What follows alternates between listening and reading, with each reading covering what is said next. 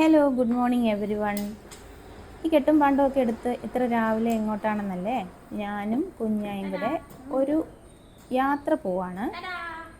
ശനിയാഴ്ച രാവിലെയാണ്, നേരമൊക്കെ വെളുത്ത് വരുന്നതേ ഉള്ളൂ. ഞങ്ങൾ രണ്ടുപേരും കൂടെ സ്കൂട്ടറിനാണ് പോണേ. അപ്പോൾ അവനെ ഹെൽമെറ്റൊക്കെ ഇടിച്ച് സെറ്റാക്കി, കാറ്റൊന്നും അധികം അടിക്കാത്ത രീതിയിൽ ഗ്ലാസ്സൊക്കെ ഇട്ട് കവർ ചെയ്ത് ഞങ്ങൾ പോവാണ്. ഞങ്ങൾ കോട്ടയത്ത് സിമെൻറ്റ് കവല വഴി കുമരകം ബൈപ്പാസ് കയറിയാണ് പോകുന്നത്. അങ്ങനെ കുമരകത്തിന് ഓൺ ദ വേ കുറേ താറാവും കൂട്ടത്തെ കണ്ടു. അപ്പോൾ കൊച്ചു ഭയങ്കര എക്സൈറ്റഡ് ആണ്. ഓൾറെഡി അവന് ഇഷ്ടമാണ് താറാവിനെ കാണാനൊക്കെ. അപ്പോൾ അതിനെ അവന് ഓടിക്കാനൊക്കെ നോക്കുന്നുണ്ട്. അപ്പോൾ ഞാൻ പറഞ്ഞു, മോനെ ഓടിക്കരുത്, കാരണം നമ്മൾ ഇങ്ങനെ താറാവുകൾ ഒത്തിരി ഇട്ട് ഓടിച്ച് കഴിയുമ്പോൾ അവരുടെ മുട്ട കുറയുമെന്നൊക്കെ ഇങ്ങനെ കേട്ടിട്ടുണ്ടേ. എനിവേ, അങ്ങനെ ഞങ്ങൾ അവിടെ നിന്ന് യാത്ര ചെയ്ത് കുമരകം ബോട്ട് ജെട്ടിയിൽ വന്നു. ബോട്ടിന് കയറി. നന്ദുക്കുട്ടൻ്റെ ലൈഫിൽ അവൻ ആദ്യമായിട്ടാണ് ഒരു ബോട്ട് യാത്ര ചെയ്യുന്നത് കേട്ടോ. അപ്പോൾ അതിൻ്റേതായിട്ടുള്ള ഒരു excitement through out the journey നമുക്ക് കാണാമായിരുന്നേ. കുറേ വള്ളങ്ങളും അതുപോലെ ഹൗസ് ബോട്ട്സും ഒക്കെ അവിടെ ഉണ്ടായിരുന്നു. അതൊക്കെ കണ്ടു. കുമരകം ജെട്ടിയിൽ നിന്ന് മുഹമ്മയ്ക്കാണ് ഞങ്ങൾ പോകുന്നത്.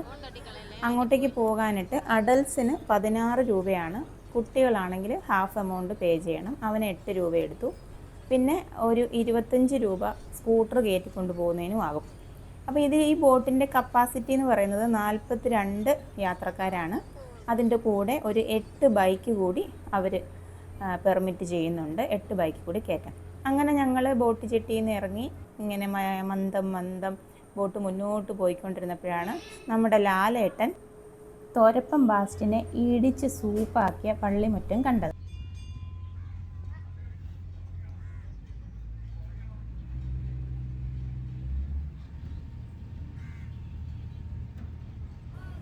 ലാലേട്ടൻ്റെ സ്ഫടികം എത്ര തവണ കണ്ടു എന്ന് എണ്ണം പോലും അറിയാത്ത ഞാൻ ആ പള്ളിമുറ്റം, ആ കുരിശുപള്ളി കണ്ടുകൊണ്ടിങ്ങനെ നൊസ്റ്റാൾജിയൊക്കെ ഇറക്കി ബോട്ടിലിങ്ങനെ ഇരിക്കുമ്പോൾ നമ്മുടെ കായലിൻ്റെ മനോഹാരിത ഇങ്ങനെ മുന്നിലേക്ക് വരികയാണ്.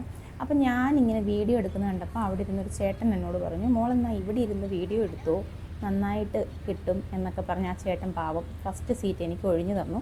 പിന്നെ ഞങ്ങളുടെ ആ ഒരു എക്സൈറ്റ്മെൻറ്റും പരക്കം പായലും, എന്താ ഈ ചക്കക്കൂട്ടം കൈ കിട്ടിയ പിള്ളേരെ പോലെയുള്ള നടപ്പുമൊക്കെ കണ്ടപ്പോൾ അവർക്ക് തോന്നിക്കാണും ഈ ബോട്ടും കായലും ഒക്കെ ആദ്യമായിട്ട് കാണുന്ന വ്യക്തികളാണ്. ആക്ച്വലി കായൽ കണ്ടിട്ടുണ്ട്, ബോട്ടും കണ്ടിട്ടുണ്ട്. പക്ഷേ ബോട്ടിൽ നന്ദുക്കുട്ടൻ ആദ്യമായിട്ടാണ് കയറുന്നത്. പിന്നെ ഞാൻ കയറിയിട്ടുണ്ട് കേട്ടോ, ഞാൻ കൊച്ചിലേക്ക് കയറിയിട്ടുണ്ട്.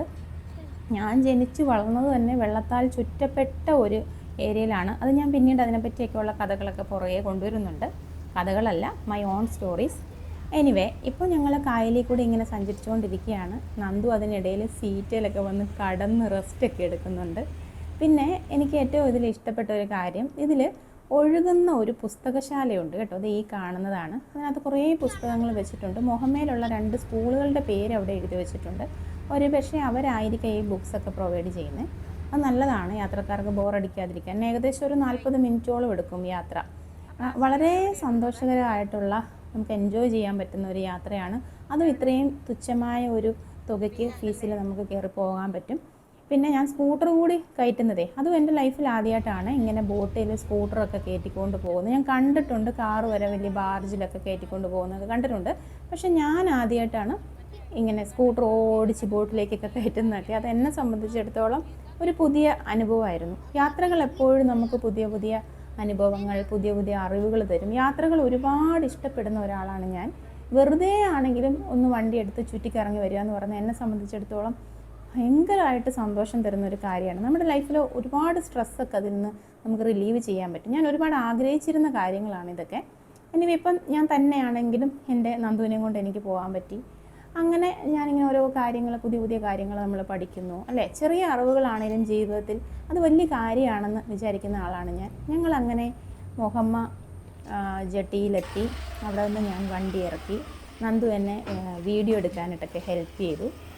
അത് കഴിഞ്ഞ് ഞങ്ങൾ അവിടെ നിന്ന് വണ്ടിയിൽ ഈ നമ്മുടെ സ്കൂട്ടറെ തന്നെ നേരെ തണ്ണീർമുക്കം പോയി.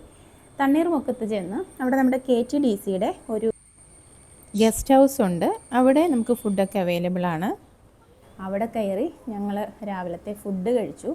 അവിടെ നിന്ന് ഞങ്ങൾ കഴിച്ചത് പൂരിയും പൊട്ടറ്റോ ഒരു മസാല കറിയായിരുന്നു. നല്ല ഫുഡാണ്, നല്ല നീറ്റ് ആൻഡ് ടൈഡി ആണ് ആ പ്ലേസ്. പിന്നെ നന്ദുക്കുട്ടൻ ആസ് യൂഷ്വൽ യൂണീക്കാണ്, 2 സ്ട്രോയൊക്കെ ഇട്ട് അവന് ഒരു മിൻറ്റ് ലൈമൊക്കെ മേടിച്ചു കൊടുത്തു. അത് കഴിഞ്ഞ് അവനെ കൊണ്ടുപോയി ഞങ്ങൾ രണ്ടുപേരും കുറേ കല്ലൊക്കെ വാരി എറിഞ്ഞു കായലിലേക്ക്. തണ്ണീർമുക്കം ബണ്ടിൻ്റെ താഴെയുള്ള കുറച്ച് ഏരിയ ഉണ്ടല്ലോ, അവിടെ കൊണ്ട് വണ്ടി നിർത്തി കുറച്ച് നേരം അവനുമായിട്ട് അവിടെ ഇരുന്നു. അവനൊരു ഐസ്ക്രീമൊക്കെ മേടിച്ചു കൊടുത്ത് പിന്നെ അഗെയിൻ ഞങ്ങൾ തിരിച്ച് അവിടെ നിന്ന് സ്കൂട്ടറിൽ വീണ്ടും ഞങ്ങൾ മൊഹമ്മയിൽ വന്നു. ഏകദേശം ഒരു 7-8 കിലോമീറ്റർ സ്കൂട്ടറിൽ സഞ്ചരിച്ച് ഞങ്ങൾ മൊഹമ്മ ബോട്ടിൽ തന്നെ വന്നു. കാരണം അവന് ഇനിയും ബോട്ടേ കയറി തന്നെ തിരിച്ചു പോയാൽ മതി എന്ന് പറഞ്ഞു. അതർവൈസ് നമുക്ക് ആ തണ്ണീർമുക്കത്ത് നിന്ന് നേരെ കുമരകത്തിന് റോഡ് ത്രൂ വരാമായിരുന്നു. പക്ഷെ അവൻ്റെ കൊതി തീർന്നില്ല ബോട്ടേ കയറി. അതുകൊണ്ട് ഞങ്ങൾ പിന്നെയും മൊഹമ്മയിൽ വന്നു, വണ്ടി കയറ്റി. അന്നേരം എനിക്ക് അവൻ വീഡിയോ ഒക്കെ എടുത്തു തന്നു കേട്ടോ. അവനും അത് ഭയങ്കര സന്തോഷമുള്ള കാര്യമാണ്, അമ്മ ഇതൊക്കെ ചെയ്യുന്നല്ലോ എന്ന് കാണുന്നത് ഒരു മകനെ സംബന്ധിച്ചിടത്തോളം അവനും അത് ഭയങ്കര ഹാപ്പിനെസ് ആയിരിക്കുമല്ലോ. അങ്ങനെ ഞങ്ങൾ അവിടെ നിന്ന് കയറി. തിരിച്ചു വരുന്ന വഴിക്കാണേലും കായലിൽ കുറേ വള്ളങ്ങൾ, അത് അടുത്താണേലും അകലെയാണെങ്കിലും കുറേ ഹൗസ് ബോട്ട്സ് കാണാൻ പറ്റി. പിന്നെ രാവിലെ അങ്ങോട്ട് പോയപ്പോൾ കുറേ ചേട്ടന്മാർ വല വീശി ഇതൊക്കെ എടുക്കുന്നുണ്ടായിരുന്നു കേട്ടോ. അത് ഞാൻ പറയാൻ മറന്നു, ഒത്തിരിയും പേര് വല വീശി മീനെ പിടിക്കുന്നതൊക്കെ ഞങ്ങൾ കണ്ടു. അപ്പം പ്രകൃതിയെയും ഈ സസ്യകോമളചാരുതയൊക്കെ ഇഷ്ടപ്പെടുന്നവർക്ക് ഇതൊക്കെ ഭയങ്കരമായിട്ട് റിലീഫ് തരുന്നൊരു കാര്യമാണ്. പിന്നെ അതേ നോക്കിക്കേ, വീണ്ടും ലാലേട്ടൻ്റെയും തുരപ്പൻ ബാസിൻ്റെയും പള്ളിമുറ്റത്ത് കൂടി ഞങ്ങളിതേ ഇങ്ങനെ വന്നുകൊണ്ടിരിക്കുകയാണ്. ഇതിനിടയിൽ ഞാൻ നന്ദുക്കുട്ടനെ സിനിമയിലെ സീൻസൊക്കെ യൂട്യൂബിലെടുത്ത് കാണിച്ചു കൊടുത്തു. അതുകൂടെ കണ്ടപ്പോൾ അവന് ഭയങ്കര എക്സൈറ്റ്മെൻറ്റ്. ആ ചേട്ടനെ ഇവിടെ ഇട്ടല്ലേ അമ്മ ഇടിച്ചതെന്നൊക്കെ അവൻ ചോദിക്കുന്നുണ്ട് അതിനിടയിൽ ഇരുന്നുകൊണ്ട്. പിന്നെ കുറേ ഫാമിലിയൊക്കെ ഞങ്ങളുടെ പുറകിലായിട്ടൊക്കെ ഇരിക്കുന്നുണ്ടായിരുന്നു, നിങ്ങൾക്ക് ആ സൗണ്ടൊക്കെ കേൾക്കാം. തിരിച്ചു വന്നപ്പോഴും കുറേ ഹൗസ് ബോട്ട്സ് അവിടെ കെട്ടിയിട്ടിരിക്കുന്നു, അങ്ങനെ തന്നെ കിടപ്പുണ്ട്. എനിക്ക് തോന്നുന്നു ഇപ്പം സീസൺ അല്ലാത്തത് കൊണ്ടായിരിക്കാം ഈ ബോട്ട്സൊക്കെ ഇങ്ങനെ കിടക്കുന്നത്.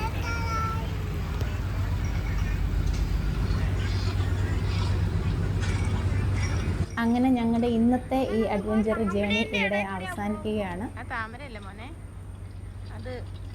കുറേ ആറ്റ് പോളയും പായലും ഒക്കെ ഇങ്ങനെ വന്ന് കിടപ്പുണ്ട്. അത് താമരയാണെന്നാണ് അവൻ തെറ്റിദ്ധരിച്ചത്. ഞാനത് പറഞ്ഞു കൊടുത്തു, അത് താമരയല്ല മോനെ, അത് ആറ്റിലെ പോളയെന്ന് പറയും. ഞങ്ങൾ കോട്ടയം ഭാഗത്തൊക്കെ ഇതിന് പോളയെന്ന് പറയും, ചിലർ പായലെന്ന് പറയും. അങ്ങനെ ഞങ്ങൾ കുമരകം ബോട്ട് ജെട്ടിയിലേക്ക് അടുത്തുകൊണ്ടിരിക്കുകയാണ്. കാണാൻ നല്ല ഭംഗിയുള്ള കുറേ ഹൗസ് ബോട്ടുകൾ അവിടെ കിടപ്പുണ്ട്, അതൊക്കെ കണ്ടു. എപ്പോഴെങ്കിലും ഒരിക്കൽ ഹൗസ് ബോട്ടിൽ ഒരു യാത്ര ചെയ്യണമെന്ന് ആഗ്രഹമുണ്ട്. ദൈവം സഹായിച്ചാൽ അതും നടക്കും. അപ്പം ഞങ്ങളുടെ യാത്ര ഇവിടെ അവസാനിക്കുകയാണ്. ഞങ്ങൾ കോട്ടയം കുമരകം ജെട്ടിയിൽ ഇവിടെ എത്തിയിരിക്കുകയാണ്. ഇനി വണ്ടി ഇറക്കണം നേരെ കോട്ടയത്തേക്ക്. അപ്പോൾ ഇത് കണ്ടുകൊണ്ടിരുന്ന എല്ലാവർക്കും നന്ദി. ഇനിയും ഇതുപോലുള്ള ട്രാവൽ ബ്ലോഗ്സും അതുപോലെ ലൈഫ് സ്റ്റോറീസും പുറകെ വരുന്നതായിരിക്കും. Thank you so much for watching. ഈ ചാനൽ സബ്സ്ക്രൈബ് ചെയ്തിട്ടില്ലാത്തവരൊന്ന് സബ്സ്ക്രൈബ് ചെയ്യണം. നിങ്ങളുടെ അനുഭവങ്ങൾ കമൻറ്റ് ചെയ്യുക. കുമരകം മുഹമ്മ യാത്ര ചെയ്തിട്ടുള്ളവർ, അതുപോലെ തന്നെ നമ്മുടെ വീഡിയോസ് ഷെയർ ചെയ്ത് ഹെൽപ്പ് ചെയ്യുക. സബ്സ്ക്രൈബ് ചെയ്യാൻ മറക്കരുത്. Thank you so much for your support. Have A nice day.